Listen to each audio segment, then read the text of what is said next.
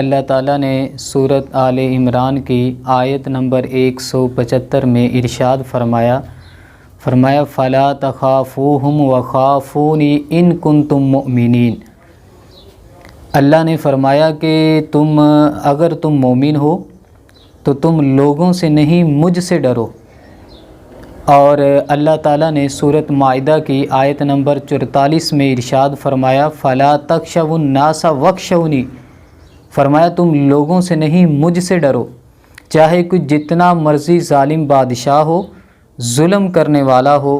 چاہے کوئی کتنا بھی انسان کو تنگ کرنے والا ہو، دنیا کی کتنی بھی پریشانی آ جائے، فرمایا اگر ڈر رکھنا ہے تو صرف رب ذوالجلال کا ڈر رکھنا ہے۔ تو فرمایا کہ لوگوں سے نہیں ڈرنا، اگر ڈرنا ہے تو مجھ سے ڈرنا ہے، میرا خوف رکھنا ہے، تو فرمایا میں تمہیں کامیابی عطا فرماؤں گا۔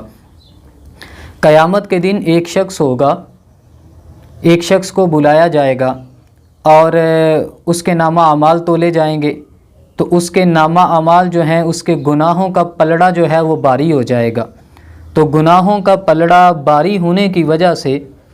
تو اللہ تعالیٰ حکم فرما دے گا کہ اس بندے کو جہنم میں داخل کر دیا جائے۔ تو اتنی دیر میں اس کی پلکوں کا ایک بال، یہ جو ہماری آنکھیں بند کرتے ہیں کھولتے ہیں، تو جو آنکھوں کے اوپر ہلکے ہلکے سے بال ہیں اسے پلکوں کے بال کہا جاتا ہے۔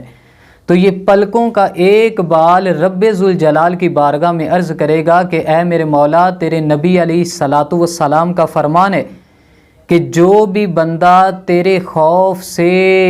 یعنی تیرے خوف کی وجہ سے روتا ہے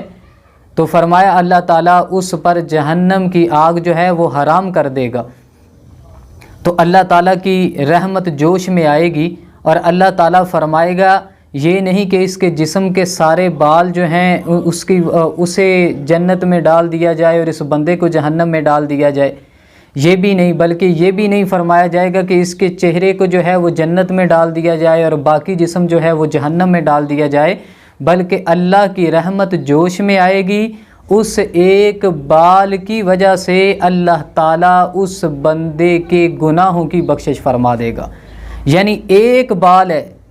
دیکھو رب ذوالجلال کتنا غفور الرحیم ہے، اللہ کی رحمت کس طرح جوش میں آتی ہے، اللہ تعالیٰ کس طرح بندے پہ کرم فرماتا ہے کہ صرف ایک بال ہے، ہزاروں بال ہے جسم پر جنہیں ہم گنتی نہیں کر سکتے، ہم انہیں شمار نہیں کر سکتے، لیکن اس کے باوجود بھی رب ذوالجلال نے ایک بال ایسا اس بندے کے جسم پر پیدا فرما دیا کہ جس نے عرض کی کہ اے میرے مولا، میں تیرے خوف سے روتا ہوں،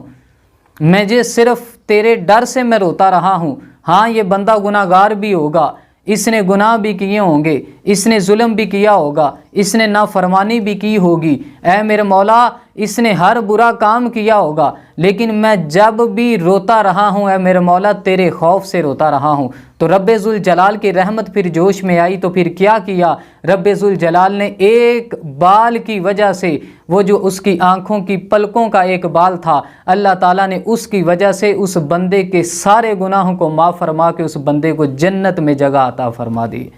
تو دیکھیں اگر ہم اللہ سے دعا کریں کہ اللہ تعالیٰ ہمیں بھی کوئی ایک ایسا بال عطا کر دے کہ اے میرے مولا ہمارے جسم پر بھی کوئی ایک ایسا بال ہو جائے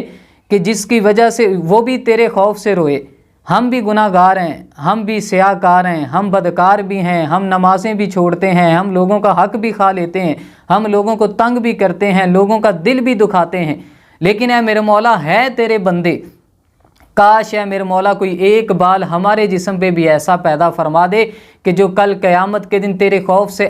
قیامت تک روتا رہے، اور اے میرے مولا جب ہمارا حساب و کتاب کا وقت آئے تو وہ تیری بارگاہ میں اپنی فریاد کو ظاہر کرے، جس کی وجہ سے ہم گناہ گار بندوں کی بھی بخشش ہو جائے۔ تو میں اللہ سے دعا کرتا ہوں کہ اللہ تعالی ہمیں اس بات پہ عمل کرنے کی توفیق عطا فرمائے۔